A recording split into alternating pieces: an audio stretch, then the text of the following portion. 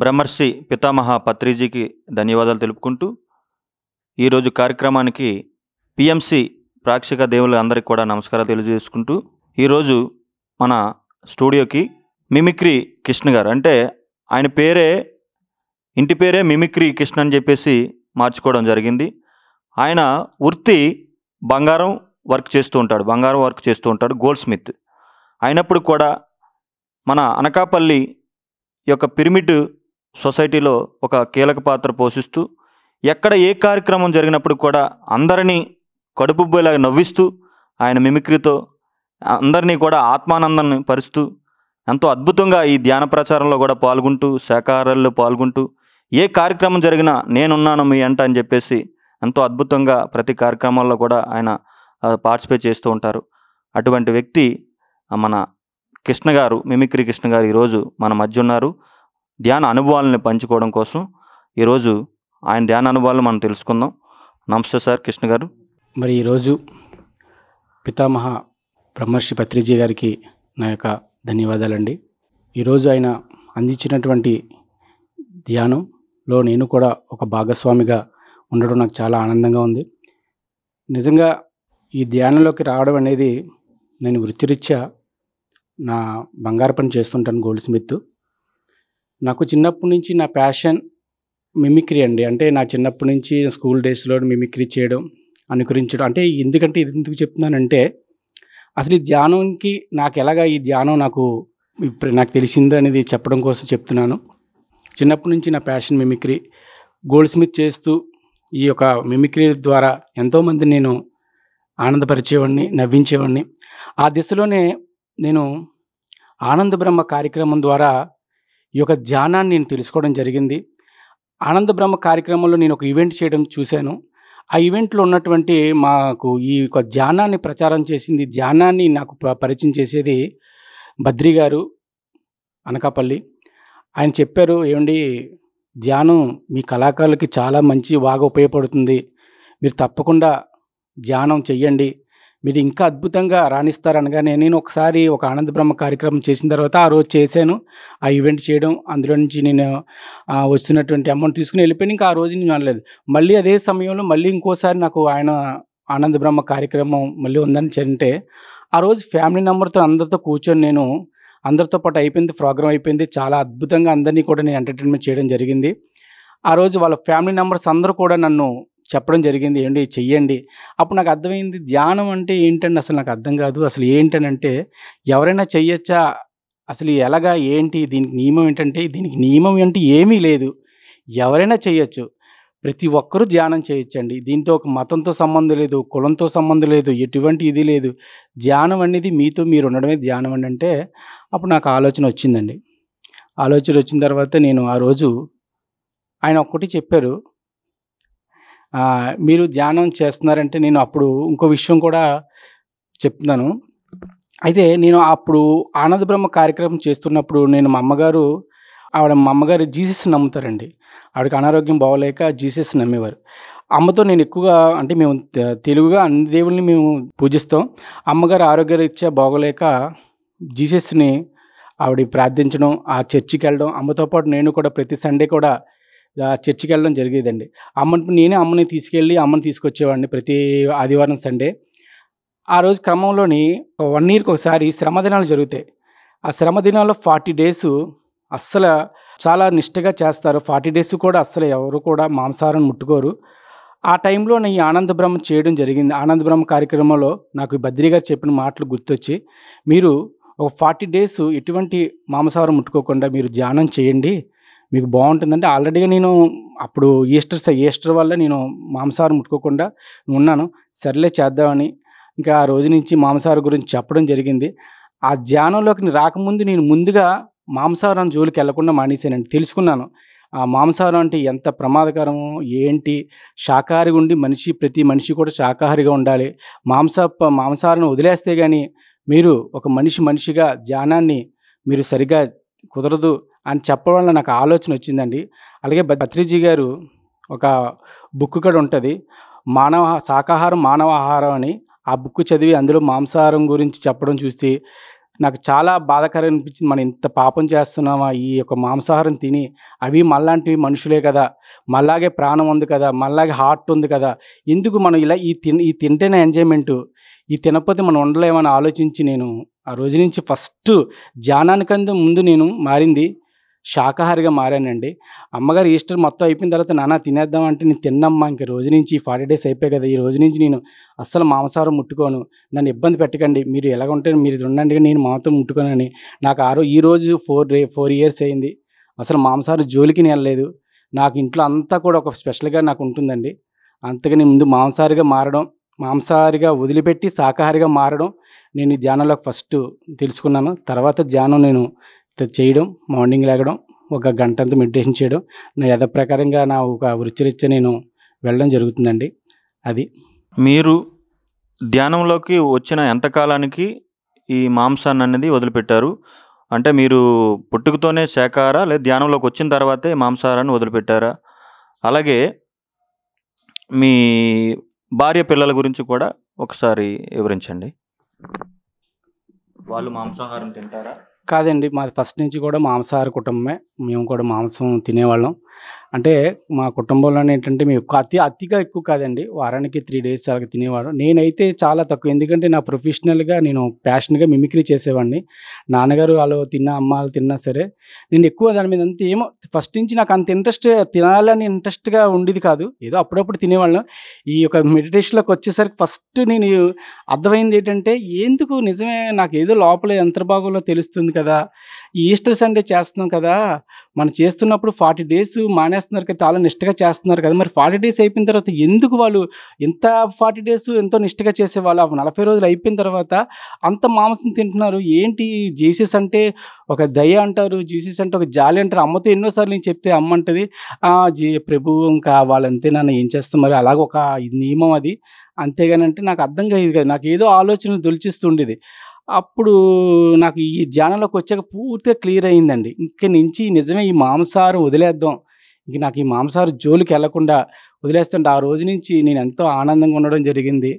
ఎంతో సంతోషంగా మాంసం ముట్టుకోకుండా చాలా జాగ్రత్తగా ఉండేవాడినండి. అసలు ఎక్కడికెళ్ళినా భయపడుతూ ఉండేవాడిని. ఎక్కడైనా ఏదైనా ఏ మాంసాహారం ప్లేట్‌లో గాని ఎక్కడైనా వడ్డించేస్తున్నారు. అసలు భోజనం కూడా ఒక్కోసారి తినేవాడిని కాదండి. తినకుండా వచ్చేసేవాడిని. ఇంట్లో వాళ్ళు ఇబ్బంది పడి నాన్న ఏదో పెరుగన్నం కూడా తినంటే ఏదో పక్కకెళ్ళి పెరుగన్నం తినేసి వచ్చేసేవాడినండి. అంతగా నేను ధ్యానంలోకి వచ్చిన తర్వాత ధ్యానం పరిచయం అయిన తర్వాత నేను మాంసాహారిగా ముందుగా మానేశానండి. శాకాహారిగా మారాను నేను. ఇదండి. మా ఫ్యామిలీ నంబర్స్ నాకు భార్య, 2 పిల్లలండి. వాళ్ళు కూడా నాతో పాటే రన్ అవుతున్నారు. ఏంటంటే మా మిసెస్ మరి కుటుంబ ధర్మాన్ని పాటించాలి కాబట్టి ఇంట్లో అమ్మ, నాన్న ఎవరిని కూడా మా పత్రిజీ గారు చెప్పినటువంటి ఏంటంటే, "నీ కుటుంబ ధర్మాన్ని నువ్వు పాటించు.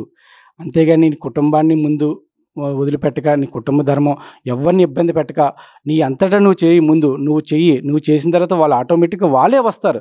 ముందు నువ్వు ధ్యానం చేయి. నువ్వు మాంసాహారం వదిలిపెట్టు.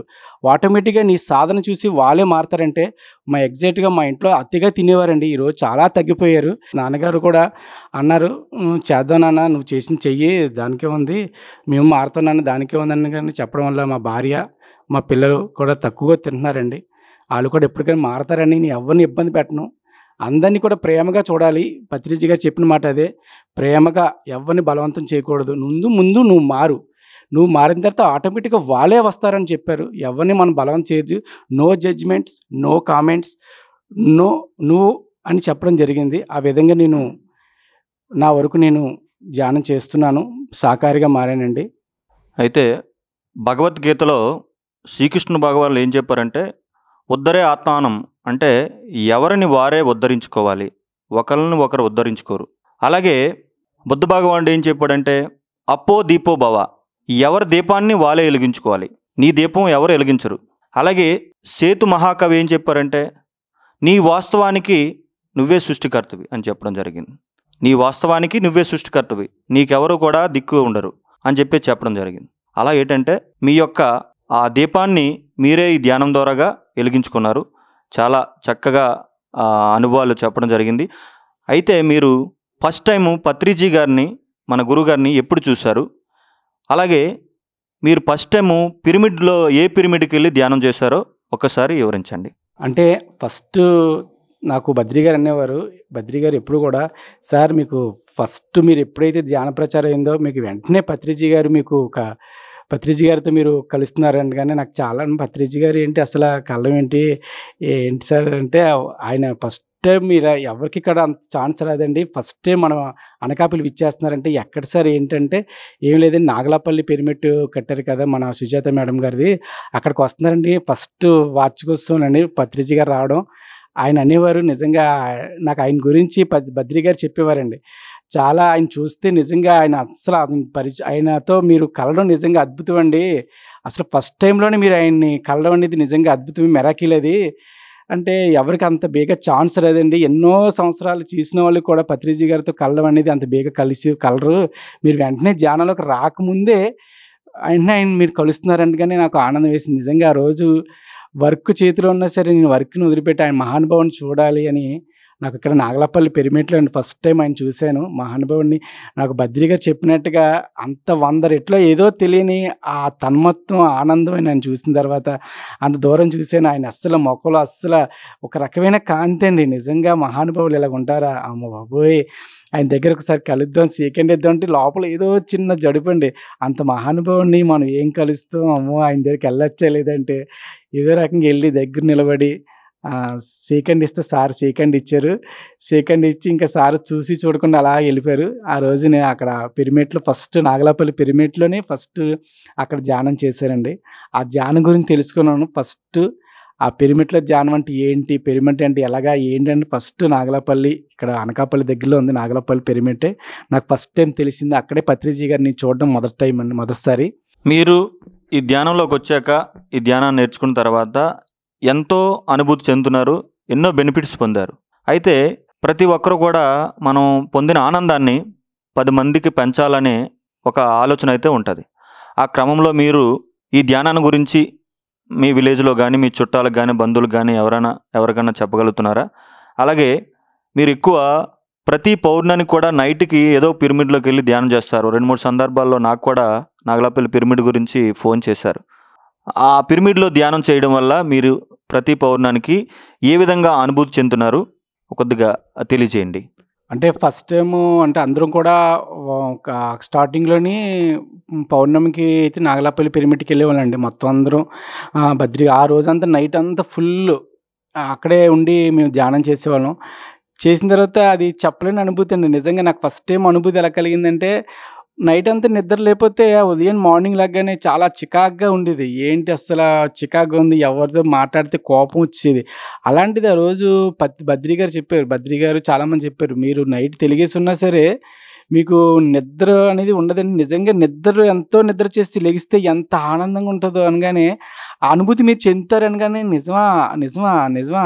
ఇది ఎంతవరకు కరెక్టే ఏంటో ఓసారి నేను ఫస్ట్ టైము ఆ పౌర్ణమి ధ్యానానికి నాగలాపల్లి ఎళ్లి, ఆ రాత్రంతా ఆయనతోని మేమందరం ఒక నంబర్స్ ఒక 15 నంబర్స్ దాకా ఆ రోజు ఆ మెడిటేషన్ అంతా కూడా ఆ పౌర్ణమిలో ఆ నాగలాపల్లి పిరమిడ్‌లో ఉండడం. ఆ తెల్లవారు ఎంత బేగా అయిపోయిందో తెలీదు. ఎంత బేగా అయిపోయింది. లెగిసిన వెంటనే ఎంతో ఫ్రీగా అమ్మ బాబోయ్! ఎంత ఆనందంగా ఉందో ఆయనతో నేను చెప్పడం జరిగింది. నిజమేనండి మీరు చెప్పింది అక్షరాల నిజం. నాకు ఆ పౌర్ణమి ధ్యానం ఫస్ట్ నాగలాపల్లి చేశాను. తర్వాత ఇంకెవరి మట్టుకు వారు ధ్యానం చేస్తున్నాం. ఇంక అందులోని ఆ యొక్క విషయం తెలుసుకొని ఓకే అని గాని ఇంకెవరి మట్టుకు ఆళ్ళు బిజీలో ఉండడం వల్ల ఎవరింటి దగ్గర వాళ్ళు ప్రతి పౌర్ణానికి పిరమిడ్ ఇంట్లో పెట్టుకొని నేను ఇంట్లోనే చేయడం జరుగుతుందండి. అలాగా మేము ప్రతి పౌర్ణానికి ఆ రోజు మాకు మేడ మీద చిన్న పిరమిడ్ కాడ ఉంది. చిన్న పిరమిడ్‌లో కూర్చొని ధ్యానం చేస్తానండి. ఆ ధ్యానం అలాగే మేము చేసుకుంటూ వెళ్తున్నాం. అంటే మాకు ఏంటంటే కొంచెం లాంగ్ డిస్టెన్స్ వల్ల అందరం కూడా ఎవరి మట్టుకు వారు ఇంట్లో పిరమిడ్‌లో ఉండడం వల్ల అందరూ అక్కడ పిరమిడ్‌లో చేస్తున్నాం. అదండి. ఆ పిరమిడ్ ధ్యానం కూడా మా వాళ్ళ నంబర్స్ చెప్పాను. వాళ్ళు కూడా చేస్తున్నారు.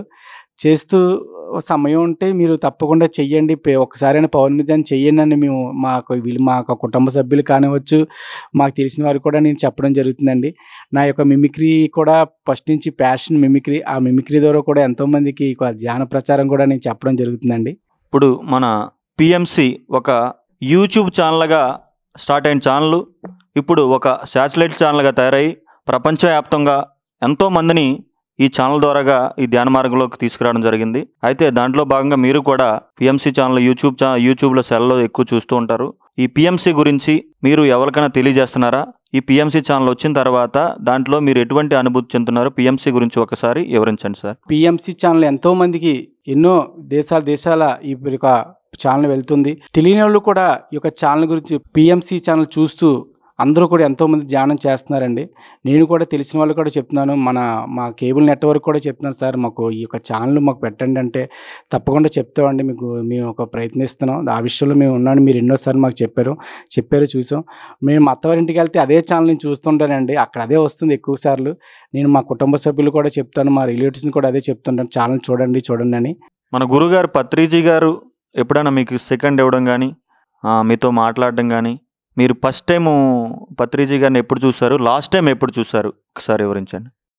ఫస్ట్ టైం నాగలపల్లి అండి, లాస్ట్ టైం కూడా నాగలపల్లి వచ్చారు. ఆయన ఏదో వర్క్ మీద వచ్చి అలాగే నాగలపల్లి సాయంత్రం అక్కడ ఆయన విశ్రాంతి తీసుకుందామని నాగలపల్లి వచ్చారు. మొత్తం అందరూ కూడా ఆ రోజు అక్కడ ఆయన భోజనం చేయడం, దగ్గరుండి ఆయన కలుద్దామంటే ఆయన అక్కడ కూరగాయలే కట్ చేసి అందరికీ భోజనం ఏర్పాటు చేయడంలో ఆయన కూడా కూరగాయలు కట్ చేస్తున్నారు. సార్ని నువ్వు వెళ్దాం కలుద్దాం అంటే సార్ చాలా సీరియస్గా ఉన్నారు. సార్ దగ్గరికి వెళ్దాం అంటే కొంచెం భయం వేసింది. అయినా సార్ ఏమంటారు, లేదండి ఇలా చిన్న చూశారు, ఏం పని ఉంది ఇక్కడ, వెళ్ళండి మీరు అని చాలా ఒక పని మీద ఉన్నారంటే, నిజంగా సార్ని ఒక పని చేస్తున్నారంటే పరిపూర్ణంగా పని మీద ఉంటారు సారు. ఎవరు డిస్టర్బ్ చేసినా సరే ఒకటి సార్ వేసేస్తారు, అంత ఇదిగా ఉంటారు. సార్తో దూరం నుంచి చూస్తే చాలు ఎంతో ఆనందం ఆయన్ని. ఆయన కలపోయినా, ఆయన మనల్ని చూడకపోయినా సరే మనం చూస్తే ఎంతో సంతోషంగా ఉంటుందని ఆయన మహానుభావుడిని. నిజంగా నాకు ఫస్ట్ టైం అక్కడే, సెకండ్ టైం కూడా అక్కడే చూశాను ఆయన్ని. ఆ నాగలపల్లిని ఆయనతో నాకు ఎంతో అనుభవం అండి ఆయన చూడడం. ఇప్పుడు మన అనకాపల్లి పిఎస్ఎస్ఎం మూమెంట్లో ఎక్కువ మంది కళల పట్ల ఎక్కువ ఉంటారు. ఒక కోలాటం అని, ఒక పాటలని, డ్యాన్స్ అని, ఇటువంటి పాసనాలని, ఎక్కువ కళల పట్ల ఎక్కువ ఇంట్రెస్ట్గా ఉంటారు. ఆ భాగంలో పత్రిజీ గారు కూడా ఎప్పుడూ చెప్తూ ఉండేవారు, మన పిరమిడ్ మాస్టర్ ప్రతి ఒక్కరూ కూడా ఏదో కళ నేర్చుకోవాలి,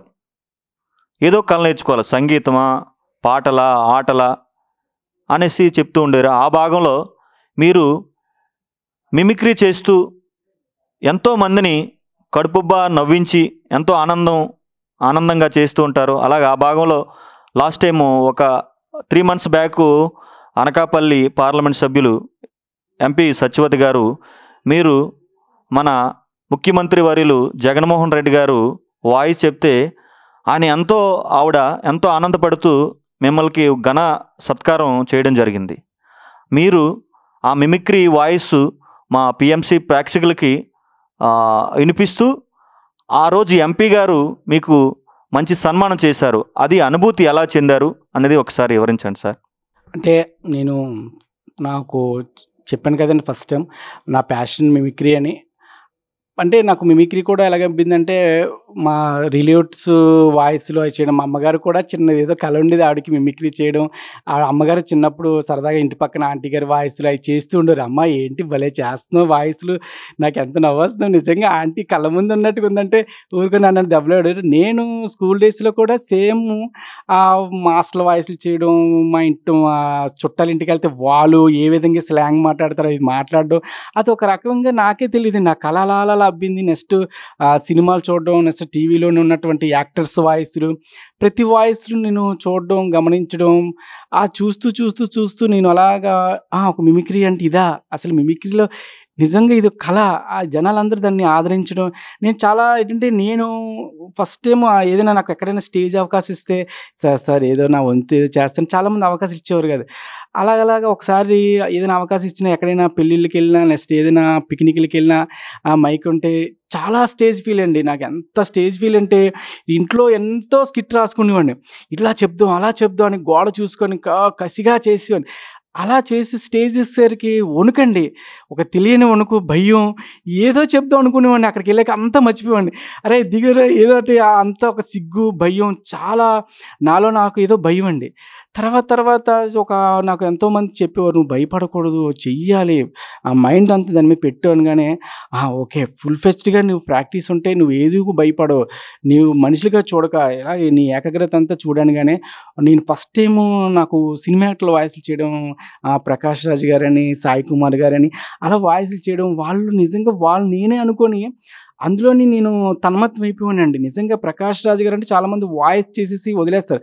నిజంగా రియల్‌గా 'ప్రకాష్ రాజ్' గారు మాట్లాడితే ఎలా ఉంటుంది? ఆయన వాయిస్, ఆయన హావభావాలు నిజంగా నేనే అనుకోని ఫీల్‌తో చేస్తే ఒకసారి నేను చేయడం ఒక వినాయక చవితి సంబరాల్లోనే చేశానండి. చేస్తే వాళ్ళు అక్కడ ఆ వయసు నాకు అప్పుడు చాలా ఫ్ 17, 18 ఇయర్స్ అండి. అప్పుడు నేను స్టేజ్ మీదెళ్ళి ఆ వాయిస్ చేసిన తర్వాత ఒక 3 వాయిస్ అనుకుంటా. చేసిన తర్వాత నాకు ఆ వాయిస్ ఆ ఊరు ఆ వీధిలో ఉన్న అతను ఆ మెంబరు నాకు వెంటనే సాల్వ చేసి దండలేసి చేస్తే మిమిక్రీ ఎంత బాగా చేశారు చెప్పడం వల్ల ఎగ్జాక్ట్ చాలా సంతోషం అండి. నిజంగా నా స్కూల్ డేస్‌లో కూడా ఒక్క పెన్న కూడా నేను ఎప్పుడు గెలుచుకోలేదు. ఆ రోజు నేను షీల్డ్ అవ్వడం పెద్ద షీల్డ్ అండి. ఏదో సాధించేసానండి. ఒక పెద్ద ఏదో ఒక ఏదో పెద్ద దేశానికి ఏదో మంచి మినిస్టర్ అయిపోయినట్టు ఏదో పెద్ద కోరిక ఏదో అయిపోయినట్టుగాని ఆ రోజంతా ఆ రాత్రి 2 అయిందండి. ఆ దండ, ఆ షీల్డ్ యేసుకొని అప్పుడు ఆ వయసులో ఇంటికెళ్తే ఏంటి మా నాన్నగారు ఏంటి ఇంత రేటు అప్పుడు ఇయన్నీ చూసారు. పోన్లే ఇంట్లోకెళ్ళు అనగానే ఎళ్ళానండి. ఆ రోజు నుంచి నాకు అనిపించింది మిమిక్రీ అంటే ఇదా? మనలో ఇంత టాలెంట్ ఉందా? అని ఎవరు గుర్తించలేదు. ఇలా చేస్తే ఇలాంటివి వస్తాయా మనకి అనుకోని, ఆ రోజు నుంచి నేను మిమిక్రీ మీద ఎక్కువ ఫోకస్ పెట్టేవాడినండి. నాతో నేనున్నప్పుడల్లా ఇప్పుడైతే ధ్యానం ఎంత ఆనందిస్తుందో మిమిక్రీ కూడా నాకు ఎంతో సోలుగా నాతో నేనున్నంత సేపు కూడా ఏదో ఒక మిమిక్రీ వాయిస్ చేస్తూ ఆ మిమిక్రీ కళ మరి ఈరోజు ఈ ధ్యానం నాకు పరిచయం చేసిందండి. నిజంగా ఫస్ట్ ఇందులోనే నాకు మంచి పాయింట్ ఏంటంటే నచ్చిందేంటంటే, కళాకారులు ధ్యానం చాలా అవసరం అనేవారు. నిజంగా కళాకారులు తప్పకుండా ఎందుకంటే ధ్యానం అవసరం అంటే కళాకారుల వల్ల ఈ యొక్క ప్రచారం బాగా జరుగుతుందండి. దానివల్ల పత్రిజీ గారు ఎప్పుడు చెప్తున్నారు కళలుండాలంటే ఇప్పుడు అర్థమవుతుందండి. ప్రతి కళ కూడా ఒక ప్రచారానికి అది నాంది అవుతుందండి. ప్రతి ఒక్కరు కూడా ఒక పాటే కానివ్వచ్చు, ఇప్పుడు నన్ను ఎంట్రీ చేస్తున్నటువంటి శివాజీ గారు కానివ్వచ్చు, ఎంతో అద్భుతంగా పాడుతున్నారు. ఆ పాటలు పాడుతూ ఎంతో ప్రచారం చేస్తున్నామండి. నా వంతు ఏంటంటే చక్కగా మిమిక్రీ చేస్తున్నాను. ఈరోజు ఈ యొక్క ధ్యానంలోకి వచ్చానంటే నాకు ఈ యొక్క మరి ధ్యానం అంటే ఈ యొక్క మిమిక్రీ ద్వారా వచ్చానండి. నేను ఎన్ని ఈవెంట్లు చేస్తున్నా, ఎంతమంది దగ్గర నేను సన్మానాలు చేసుకొని, ఎన్నో ప్రొఫెషనల్‌గా నేను చేస్తున్నా, ఎన్ని అమౌంట్ నాకొచ్చినా సరే, ఈ యొక్క ధ్యానంలోకి వచ్చి, ఈ యొక్క ఏదో ఒక ధ్యానంలో నేను ఎంతో ఆనందపరుస్తున్నానంటే నాకెంతో ఆనందం అండి లోపల. ఆ రోజు నాకున్న ఆనందం ఇంత ఆనందం కాదు. సమయం దొరికితే ఏదైనా ఫోనొస్తే, "సార్ నేను వస్తానండి." ఆళ్ళు అమౌంట్ అంటారు. "సార్ వద్దండి పక్కన పెట్టండి. నేనొచ్చి కంపల్సరీగా మిమ్మల్ని ఎంటర్‌టైన్‌మెంట్ చేస్తాను. నాకు వచ్చే కల ఇదే. మీ అందరి దగ్గర మీ అందరి దగ్గర పనిచేసే వర్క్ ఇదొకటే కదా నాకు తెలిసింది. చాలు సార్ మీరు రండి సార్. మీరు మిమిక్రీ చేస్తే చాలు సార్" అంటే ఎంతో ఆనందం అండి లోపల. ఎళ్తాను ఇంతమందిని నవ్విస్తానంటే దేవుడు నాకిచ్చినట్టు గాడ్ గిఫ్ట్ అండి. ఆ గాడ్ గిఫ్ట్ వల్ల ఈరోజు ఈ ధ్యానంలోకి రావడం, మిమ్మల్ని ఇలా ధ్యానులందరినీ నేను ఎంతోమంది ధ్యానులను నేను ఆనందపరుస్తున్నాను. ఆ మిమిక్రీ ద్వారా ధ్యానాన్ని కూడా నేను తెలియపరుస్తున్నానండి. ప్రతి ఒక్కరు ధ్యానం చేయండి. ధ్యానంలో ఇంకా ఆనందం ఉంటుంది. నేను చేసిన మిమిక్రీకే మీరు ఇంత ఆనందపడుతున్నారు, నవ్వుతున్నారంటే మీరు ధ్యానం చేస్తే ఇంకా ఆనందంగా ఉంటారని చెప్పడం జరుగుతుందండి. అలాగే ఎంతోమంది నేను ప్రోగ్రామ్‌లు ఆనంద బ్రహ్మ కార్యక్రమాల్లో నేను మిమిక్రీ చేయడం, ఎంతోమందిని నవ్వించడం, ఆనందపరచడం కూడా నేను చేయడం జరిగిందండి.